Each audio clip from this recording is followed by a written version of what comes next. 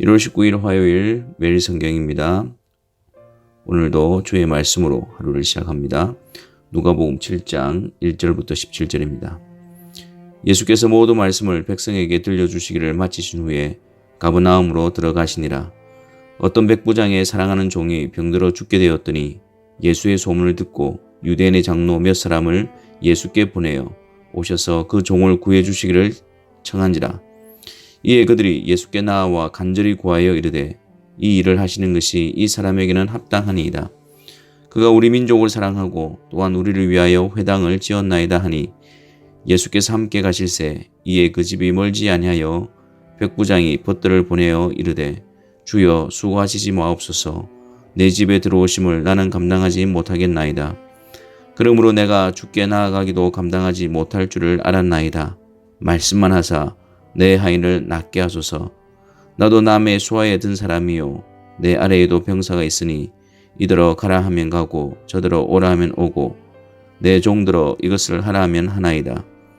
예수께서 들으시고 그를 놀랍게 여겨 돌이키사 따르는 무리에게 이르시되 내가 너에게 이르노니 이스라엘 중에서도 이만한 믿음은 만나보지 못하였노라 하시더라.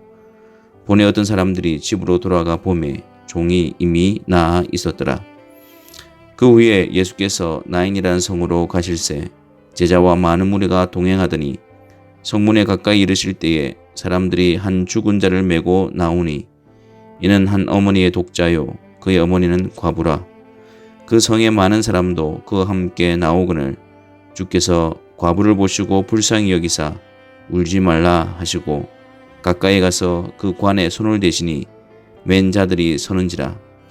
예수께서 이르시되 청년아 내가 내게 말하노니 일어나라 하시매 죽었던 자가 일어나 앉고 말도 하거늘 예수께서 그를 어머니에게 주시니 모든 사람이 두려워하며 하나님께 영광을 돌려 이르되 큰 선지자가 우리 가운데 일어나셨다 하고 또 하나님께서 자기 백성을 돌보셨다 하더라. 예수께 대한 이 소문이 온 유대와 사방에 두루 퍼지니라. 아멘.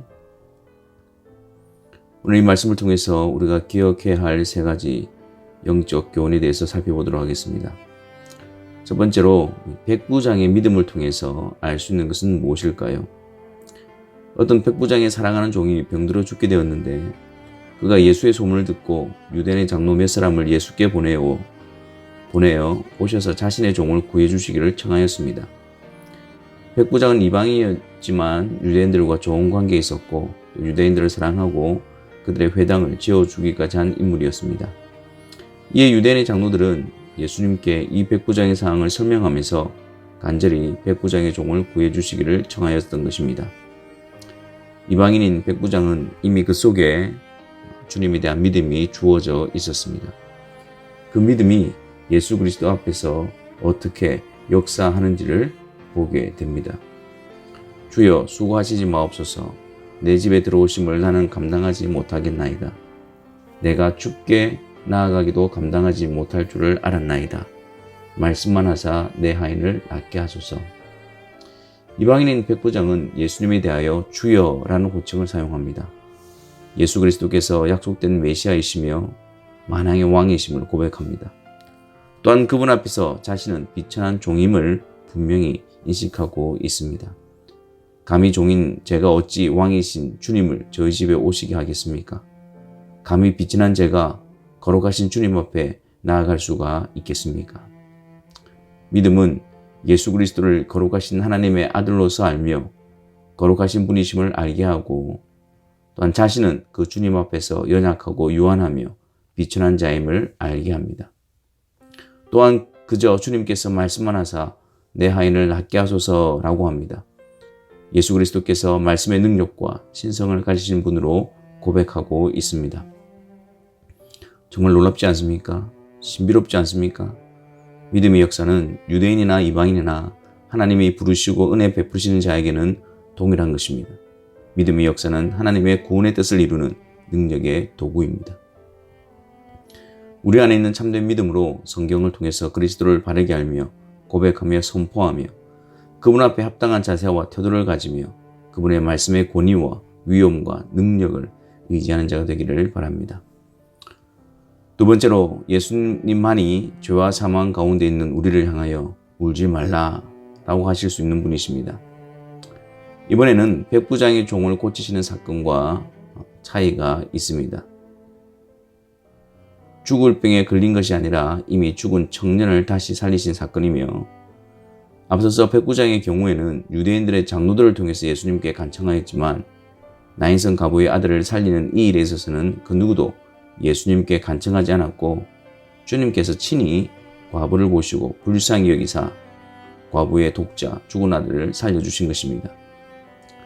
주님은 아버지의 뜻을 이루심에 있어서 모든 방법을 사용하십니다.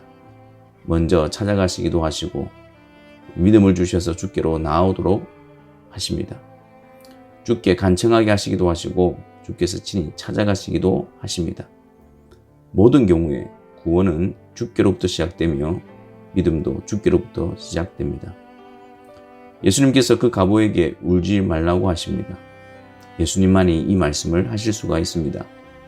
죽음을 생명으로 바꿀 수 있는 유일한 분이시기 때문입니다. 사망에서 생명으로 옮기시며 심판에 이르지 않게 하시는 분이시기 때문입니다. 죄로 인한 죽음과 슬픔 속에 있는 우리를 친히 찾아오시고 우리에게 울지 말라고 하시면서 죄의 문제를 해결하사 일어나게 하시는 그 복에 대한 기쁨과 감사가 넘쳐나기를 바랍니다.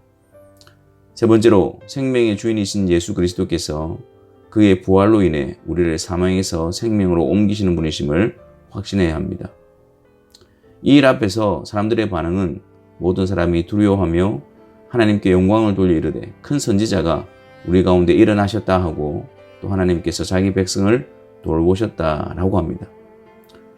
그들은 예수님께서 그 과부의 죽은 아들을 살리시는 사건을 보고 예수님을 큰 선지자라고 하였습니다.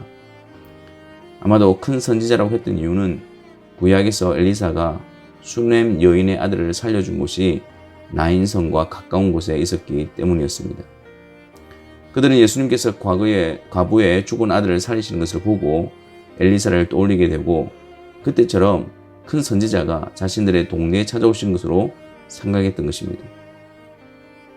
하나님께서 자기 백성을 돌보셔서 로마 제국에서 건져주실 것에 대한 소망을 가졌던 것입니다. 우리는 과부의 죽은 아들을 다시 살리신 사건을 통해 주님을 부활의 주님으로 고백하게 됩니다. 이 사건을 통해서 십자가에서 죽으시고 무덤에서 부활하심으로 사망 곳에 깨뜨리시고 우리에게 부활 생명으로 일으켜주시는 주님을 확신하게 됩니다.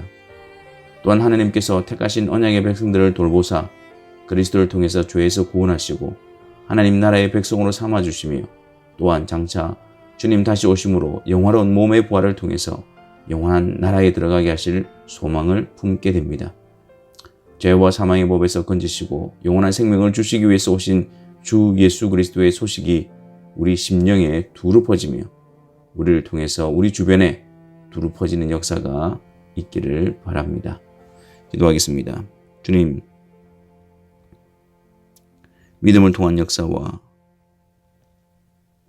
과거에 죽은 아들을 살리시는 주님을 통해서 생명의 주인이시며 부활의 주인이시며 죄와 사망 가운데서 우리를 건지시는 분이심을 다시 한 번 더 믿음으로 성령 안에서 바라보게 하시고 확신하게 하여 주셔서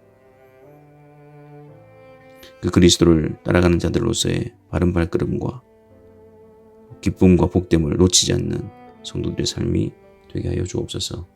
예수 그리스도의 이름으로 기도하옵나이다. 아멘.